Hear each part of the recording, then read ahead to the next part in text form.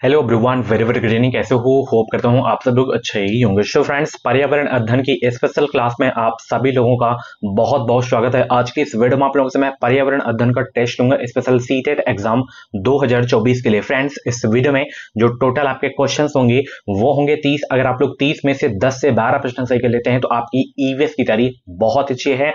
पहला प्रश्न आपकी स्क्रीन पे आ गया है। सभी लोग पहले प्रश्न का जवाब देंगे कि निम्नलिखित में से पर्वतारोहण के ग्रुप लीडर को निभाने के लिए दी जाने वाली जिम्मेदारियों को चुनना है आपको। बताइए, पहला क्या है? बाकी सदस्यों की सामान उठाने में सहायता करना। दूसरा है अपने ग्रुप में सबसे आगे रहना और अन्य सदस्यों को अपने पीछे चलाना। तीसरा है विश्राम के लिए अच्छा स्थान ढूंढना और भोजन की व्यवस्था करना। चौथा क्या है? जो उचित प्रकार से नहीं चढ़ सकते हैं उन्हें रुकने के लिए कहना। पांचवा है जो साथी बीमार हो उनका ध्यान रखना। तो बताइए, पर्वतारोहण के ग्रुप लीडर को निभाने के लिए दी जाने वाली जिम्मेदारियों को चुनना है आपको। कौन कौन सी वो जिम्मेदारियां होती हैं ग्रुप लीडर की? बहुत अच्छे भाई, सभी को गुड इवनिंग भाई, सभी को गुड इवनिंग। डेली हमारे चैनल पे 6:45 पे जो है सीटेट एग्जाम की तैयारी करवाई जाती है। बिल्कुल फ्री में क्लासेस चलती हैं, तो आप जुड़ जाइए चैनल को सब्सक्राइब करके, ताकि जो भी क्लासेस आए उनका नोटिफिकेशन आपको टाइम टाइम से मिलता रहे। तो इसमें ये वाली जिम्मेदारी होनी चाहिए, ठीक है, एंड यहाँ पे ये वाली होनी चाहिए एंड ये वाली, ठीक है ना, ये तीनों होनी चाहिए। तो ए सी ई आपका सही हो जाएगा। तो यहाँ पे ऑप्शन दूसरा वाला आपका बिल्कुल करेक्ट हो जाएगा, ठीक है ना। चलिए, बहुत अच्छे। अगला प्रश्न आपकी स्क्रीन पे है, यहाँ पे देख सकते हो। यहाँ पे कक्षा 5 की पाठ्य पुस्तक में गोलकोंडा के किले का मानचित्र छपा है। इस मानचित्र के निचले दाहिने भाग पर एक पैमाना दिया गया है जो नीचे दिए गए हैं। एक पैमाना, यहाँ पर पैमाना 1 सेंटीमीटर बराबर 110 मीटर दिया गया है। तो किसी छात्र ने इस मानचित्र पर फतेह दरवाजा और जमरी दरवाजा के बीच की दूरी 9.8 सेंटीमीटर मापी। तो इस माप के आधार पर इन दोनों स्थानों के बीच की वास्तविक दूरी कितनी होनी चाहिए, ये आपको बताना है। फटाफट निकालिए आप लोग।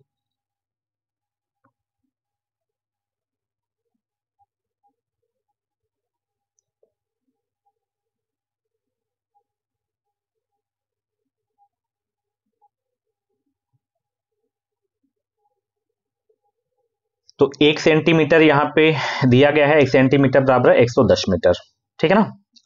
और यहाँ पे मापा कितना है दूरी? 9.8। इसका मल्टीप्लाई कर दो सीधा सीधा और 1000 से आपको डिवाइड कर देना है यहाँ पे, ठीक है ना। तो यहाँ पे निकल के आ गया 1.078। ये वाला तीसरा वाला आपका बिल्कुल करेक्ट हो जाएगा, ठीक है ना। चलिए, अगला प्रश्न है, निम्नलिखित में से सही कथन आपको चुनना है। पहला कथन है गोवा और पुदुचेरी दोनों अरब सागर के जो है तटवर्ती हैं। दूसरा है गोवा और पुदुचेरी दोनों बंगाल की खाड़ी के तटवर्ती हैं। एंड गोवा बंगाल की खाड़ी का तटवर्ती, जबकि पुदुचेरी अरब सागर का तटवर्ती है। चौथा है पुदुचेरी बंगाल की खाड़ी का तटवर्ती है, जबकि गोवा अरब सागर का तटवर्ती है। तो इसमें बताइए कौन सा सही हो जाएगा? सही कथन आपका यही वाला है, ये चौथा वाला, कि पुदुचेरी बंगाल की खाड़ी का तटवर्ती है जबकि गोवा अरब सागर का तटवर्ती है। ऑप्शन चौथा वाला आपका बिल्कुल करेक्ट हो जाएगा। चलिए, अगला प्रश्न, लिंग संबंधी विषयों से संबंधित गलत धारणा की पहचान करना है।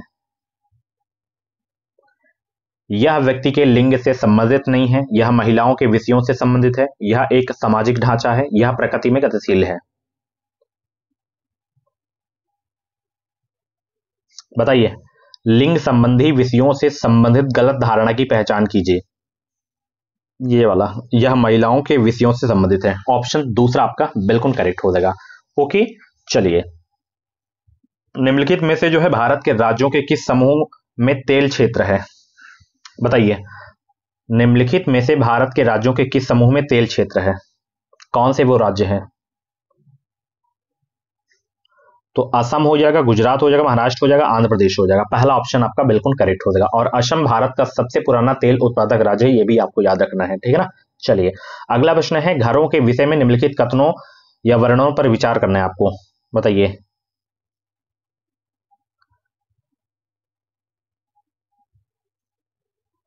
पहला है यहाँ पे, लेह में 2 मंजिले समतल छतों के मकान होते हैं। निचली मंजिल पर जानवरों और आवश्यक वस्तुओं को रखा जाता है। दूसरा है, हिमाचल प्रदेश में घर बांस के खंभों पर बनाए जाते हैं। तीसरा है राजस्थान के गांवों के लोग कटीली झाड़ियों की छतों वाले मिट्टी के घरों में रहते हैं और श्रीनगर के अधिकतर लोग हाउस बोट में रहते हैं। बताइए कौन सा सही है कौन सा गलत है, आपको बताना है।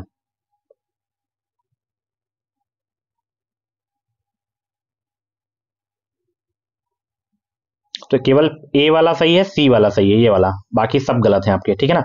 बांस के खंभों पर असम में बनाए जाते हैं मकान, ठीक है ना। तो यहाँ पे ऑप्शन चौथा वाला आपका बिल्कुल करेक्ट हो जाएगा, ठीक है ना। चलिए अगला प्रश्न आपकी स्क्रीन पे है, यहाँ पे देख सकते हो। ग्रीस ग्रीस में ओलंपिक 2000 में वेट लिफ्टिंग के खेल में मेडल जीतने वाली प्रथम भारतीय महिला है कौन? बछेंद्री पाल, अफसाना मंसूरी, सुनीता विलियम्स या कर्णम मल्लेश्वरी?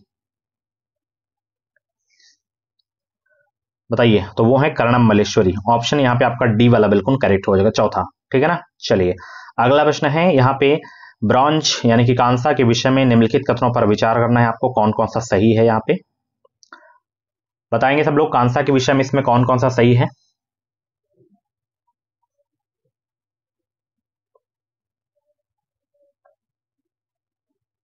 तो इसमें ये वाला सही है और यहाँ पे ये वाला सही है कांसा के विषय में, ठीक है ना। तो ए और डी आपका सही हो जाएगा, ऑप्शन यहाँ पे आपका तीसरा वाला बिल्कुल करेक्ट हो जाएगा, ठीक है ना। चलिए अगला प्रश्न है, परिवार के संदर्भ में निम्नलिखित में से कौन सा कथन यहाँ पे सत्य है? परिवार के संदर्भ में बताइए कौन सा कथन सत्य है? एक परिवार में केवल रक्त संबंधित व्यक्ति हो सकते हैं, दत्तक बच्चों को परिवार का सदस्य नहीं कहा जा सकता, केवल एक अभिभावक के साथ रहने वाले बच्चे परिवार नहीं कहे जा सकते, एक आदर्श परिवार का विभिन्न व्यक्तियों के लिए भिन्न जो है अर्थ हो सकता है। तो बताइए परिवार के संदर्भ में निम्नलिखित में से कौन सा कथन सत्य है?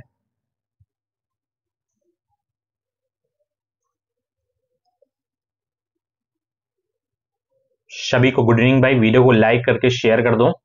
तो यहाँ पे परिवार के संदर्भ में इसमें कथन आपका सही है ये वाला, कि एक आदर्श परिवार का विभिन्न व्यक्तियों के लिए भिन्न अर्थ हो सकता है, ठीक है ना। चलिए बहुत अच्छे। अगला प्रश्न है, नए काम की तलाश में लोगों का मौसमी आवागमन कहलाता है क्या? विस्थापन, ऋतु प्रवास या आप्रवास या खानाबदोशी?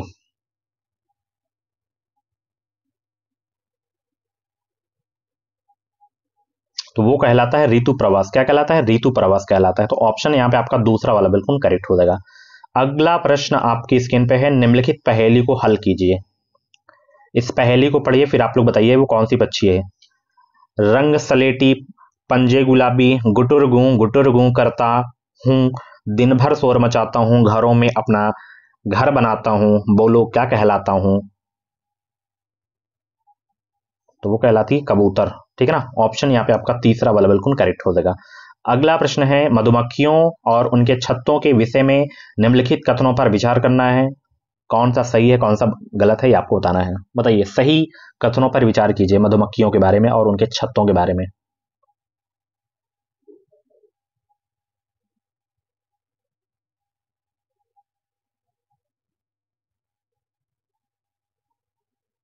तो इसमें केवल यही दोनों आपके सही हैं, कि किसी शहद के छत्ते में केवल कुछ ही नर मधुमक्खियां होती हैं और बी वाला किसी छत्ते में केवल एक रानी मक्खी होती है जो अंडे देती है। तो ए बी आपका केवल सही है, ठीक है ना। चलिए अगला प्रश्न है, निम्नलिखित में जो है कौन सा खेल कूद का लक्ष्य नहीं है? बताइए। जीतना, संरचनात्मक सामाजिक क्षमताएं, मानसिक सतर्कता, भावनात्मक परिपक्वता? तो इसमें कौन सा खेल कूद का लक्ष्य नहीं है बताइए।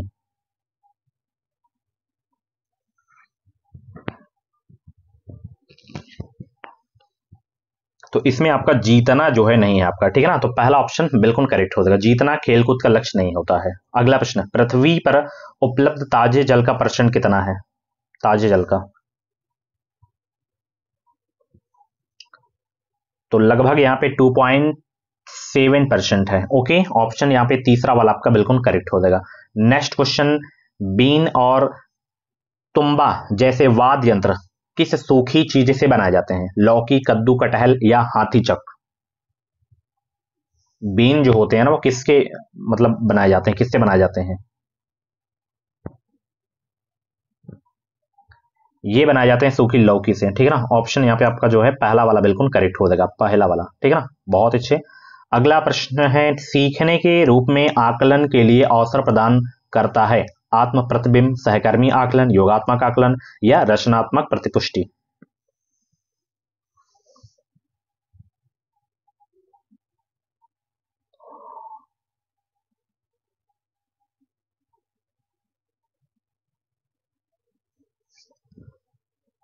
तो इसमें ये वाला सही हो जाएगा और ये वाला सही हो जाएगा, ये वाला सही हो, ये वाला डी वाला ABD आपका सही हो जाएगा, ठीक है ना, ऑप्शन दूसरा। चलिए अगला प्रश्न यहाँ पे देख सकते हो, कक्षा 5 के छात्रों के लिए EVS के पाठ चर्चा से में जो है संबंधित संदर्भ व्यक्ति होने चाहिए, खुद, घर, स्कूल या पड़ोस और बड़े पैमाने पर समुदाय।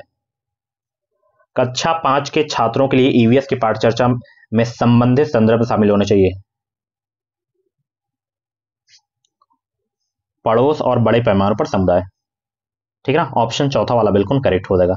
नेक्स्ट क्वेश्चन आपकी स्क्रीन पे है, एक आकलन उपकरण जो न केवल सर्वोत्तम बल्कि बच्चे के सभी प्रकार के कार्यों या समय की अवधि में की गई गतिविधियों को एकत्र करता है, वह है क्या? पोर्टफोलियो, उपाख्यानात्मक रिकॉर्ड या रूब्रिक या संचय रिकॉर्ड, क्या है वो?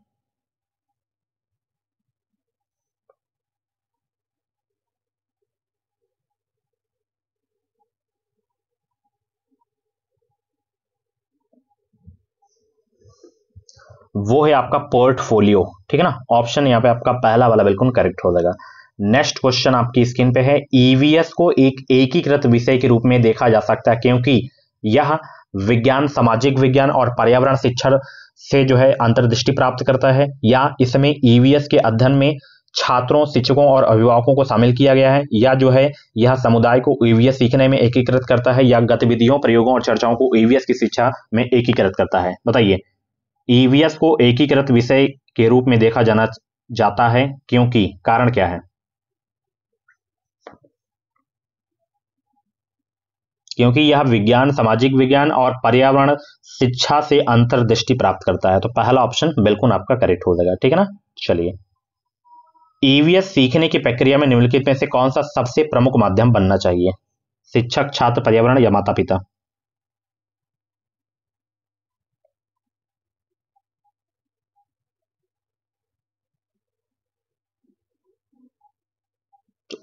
तो यहाँ पे पर्यावरण आपका सही हो जाएगा, तीसरा, ठीक है ना। चलिए, प्राथमिक स्तर पर पर्यावरण अध्ययन शुरू करने के लिए सबसे उपयुक्त तर्क है कौन सा? बताइए, प्राथमिक स्तर पर पर्यावरण अध्ययन शुरू करने के लिए सबसे उपयुक्त तर्क है कौन सा?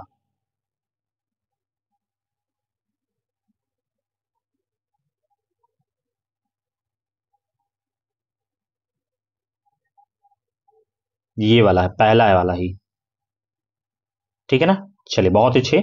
अगला प्रश्न है, थीम पौधों को पढ़ाने के बाद मीना ने विद्यार्थियों के लिए पार्क के भ्रमण का संचालन किया, इससे विद्यार्थियों को क्या मदद मिलेगी? बताइए। थीम याद रखने में मदद मिलेगी, या पार्क में पौधों को पहचानने में मदद मिलेगी, या कक्षा के अधिगम को वास्तविक जीवन की स्थितियों से सह संबंध करने में मदद मिलेगी, या पार्क में मस्ती करने में मदद मिलेगी? क्या मदद मिलेगी बताइए सब लोग।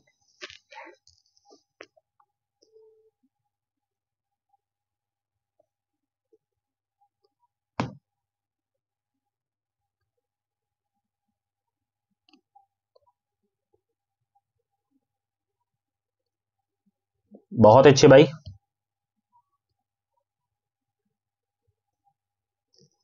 सभी लोग जवाब देने का प्रयास करेंगे। सभी को गुड इवनिंग भाई, सभी को गुड इवनिंग।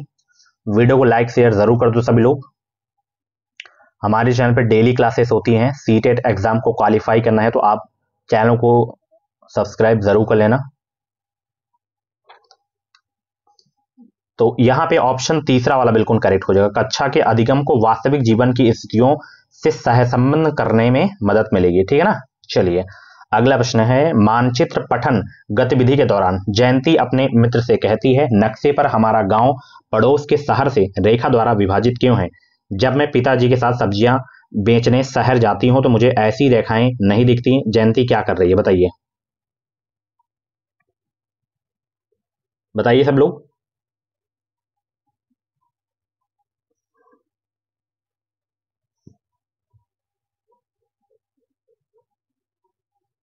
तो जयंती जो है कक्षा कक्ष गतिविधि पर उच्च स्तरीय चिंतन का प्रयोग कर रही है, ठीक है ना, और यहाँ पे अवलोकन पर चिंतन कर जो है तर्क का प्रयोग करना, ठीक है ना। तो बी डी वाला आपका बिल्कुल सही हो जाएगा। अगला प्रश्न आपकी स्क्रीन पे है, यहाँ पे दुर्गा रानी से कहती है, पूर्णिमा पर चांद माँ की बनाई हुई रोटी जैसा गोल होता है। कबीर कहता है, नहीं, यह तेल में तली हुई पूड़ी जैसा होता है। रणवीर कहता है, नहीं, तुम दोनों गलत हो, यह तो मैंने आकाश में फुटबॉल उछाली है। इन बच्चों द्वारा की गई व्याख्या निम्नलिखित में से किस उद्देश्य के विकास को सूचित करती है? संज्ञानात्मक, भावनात्मक, मनोप्रेरणा या संवेगात्मक? तो इसका राइट आंसर संज्ञानात्मक हो जाएगा, ठीक है ना, ऑप्शन पहला वाला। अगला प्रश्न देखिए यहाँ पे, पर्यावरण अध्ययन की प्रकृति को निम्नलिखित में से कौन सा पद सबसे उपयुक्त रूप से जो है परिभाषित करता है? स्थायी, एक दिशा विषयक, वस्तुनिष्ठ या अनुभवजन्य?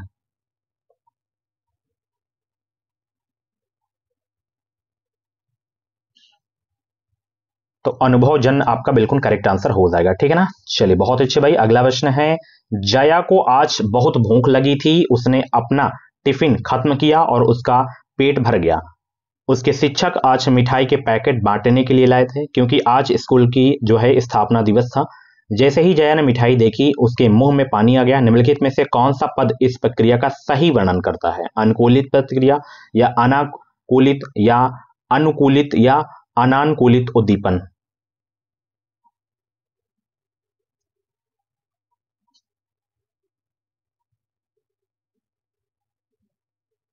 तो यहाँ पे अनुकूलित प्रतिक्रिया हो जाएगा, ठीक है ना, ऑप्शन पहला वाला आपका बिल्कुल करेक्ट हो जाएगा। नेक्स्ट क्वेश्चन, पर्यावरण अध्ययन की कक्षा 3 के पाठ पौधों की परी में दीदी की खेल में बच्चों को पौधे की बताई गई विशेषताओं के आधार पर छूकर बताना था। निम्नलिखित में से कौन से उद्देश्य इस खेल को आयोजित करने हेतु सर्वाधिक उपयुक्त हैं? बताइए।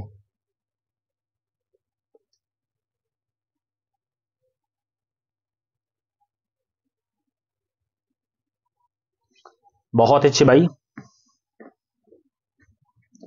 तो इसमें आपका जो है केवल बी वाला सही हो जाएगा और सी वाला, ठीक है ना, तो ऑप्शन दूसरा वाला आपका बिल्कुल करेक्ट हो जाएगा। अगला प्रश्न यहां पे देख सकते हो, सही कथन को चुनना है आपको। ए बी सी डी दिया गया है, तो इसमें कौन कौन सा सही है आपको बताना है। बताइए सब लोग।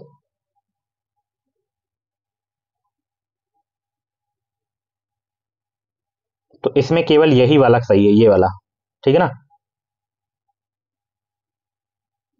कि कक्षा 1 और 2 के लिए कोई पाठ्यपुस्तक निर्धारित नहीं की गई है जिससे कि विद्यार्थियों को संदर्भित अधिगम वातावरण दिया जा सके। ओके, चलिए केवल बी वाला। अगला प्रश्न, कक्षा कक्ष में मूल दूमी निरूपण द्वारा संप्रत्यय का मानचित्र किसमें आरंभ होता है? किस कक्षा में?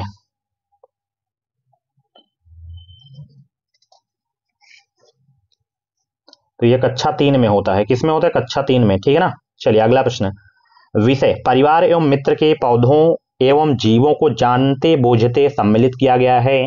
इसका राइट आंसर क्या होगा? बताइए सब लोग।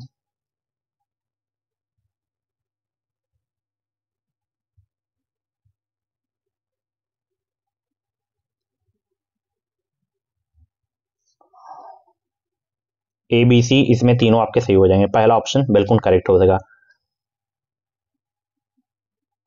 सो फ्रेंड्स, ये थी आज की जो है क्लास। कैसी रही क्लास? कमेंट बॉक्स में अपना फीडबैक जरूर देना। ऐसी ही डेली क्लासेस देखने के लिए एजुकेशन विसाइल यूट्यूब चैनल को सब्सक्राइब करिए और बेल आइकन को ऑल पे जरूर से जरूर प्रेस करिए ताकि जो भी क्लासेस आए, जो भी अपडेट आए, उनका नोटिफिकेशन आपको टाइम टाइम से मिलता रहे। Thank you so much.